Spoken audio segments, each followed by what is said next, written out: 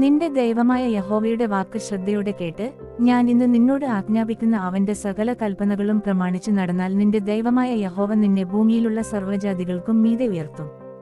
നിന്റെ ദൈവമായ യഹോവയുടെ വാക്കു കേട്ടനുസരിച്ചാൽ ഈ അനുഗ്രഹങ്ങളെല്ലാം നിനക്ക് ലഭിക്കും. പട്ടണത്തിൽ നീ അനുഗ്രഹിക്കപ്പെടും, വയലിൽ നീ അനുഗ്രഹിക്കപ്പെടും. നിന്റെ ഗർഭഫലവും കൃഷിഫലവും മൃഗങ്ങളുടെ ഫലവും നിന്റെ കന്നുകാലികളുടെയും ആടുകളുടെയും പേരും പിറപ്പും അനുഗ്രഹിക്കപ്പെടും. നിന്റെ പഴ കൊട്ടയും മാവു കുഴക്കുന്ന തൊട്ടിയും അനുഗ്രഹിക്കപ്പെടും.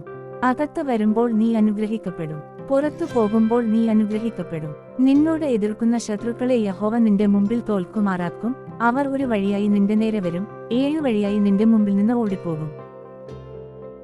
യഹോവ നിന്റെ കളപ്പുരകളിലും നീ കൈവയ്ക്കുന്ന എല്ലാറ്റിലും നിനക്ക് അനുഗ്രഹം കൽപ്പിക്കും. നിന്റെ ദൈവമായ യഹോവ നിനക്ക് തരുന്ന ദേശത്ത് അവൻ നിന്നെ അനുഗ്രഹിക്കും. നിന്റെ ദൈവമായ യഹോവയുടെ കൽപ്പനകൾ പ്രമാണിച്ച് അവന്റെ വഴികളിൽ നടന്നാൽ യഹോവ നിന്നോട് സത്യം ചെയ്തതുപോലെ നിന്നെ തനിക്ക് വിശുദ്ധജനമാക്കും. യഹോവയുടെ നാമത്തിൽ നീ അറിയപ്പെടുന്നു എന്ന് ഭൂമിയിലുള്ള സകല ജനതകളും കണ്ട് നിന്നെ ഭയപ്പെടും. നിനക്ക് തരും എന്ന് യഹോവ നിന്റെ പിതാക്കന്മാരോട് സത്യം ചെയ്ത ദേശത്ത് യഹോവ നിന്റെ നന്മക്കായി ഗർഭഫലത്തിലും കന്നുകാലികളുടെ ഫലത്തിലും നിലത്തിലെ ഫലത്തിലും സമൃദ്ധി നൽകും.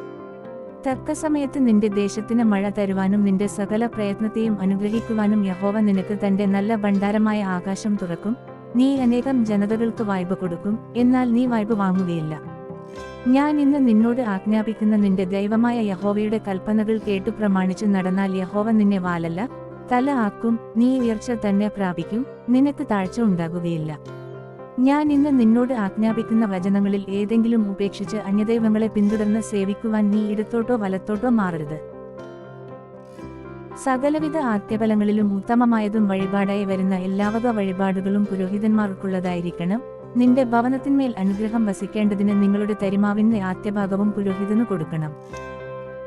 ദോഷത്തിന് ദോഷവും ശകാരത്തിന് ശകാരവും പകരം ചെയ്യാതെ നിങ്ങൾ അനുഗ്രഹം അനുഭവിക്കേണ്ടതിന് വിളിക്കപ്പെട്ടതുകൊണ്ട് അനുഗ്രഹിക്കുന്നവരായിരിക്കും.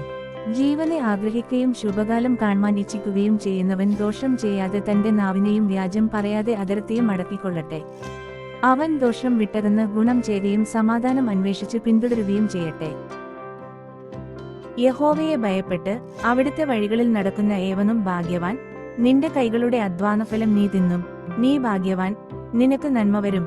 നിന്റെ ഭാര്യ നിന്റെ വീടിനകത്ത് ഫലപ്രദമായ മുന്തിരിവള്ളി പോലെയും നിന്റെ മക്കൾ നിന്റെ മേശയ്ക്ക് ചുറ്റും ഒലിവുതൈകൾ പോലെയും ഇരിക്കും.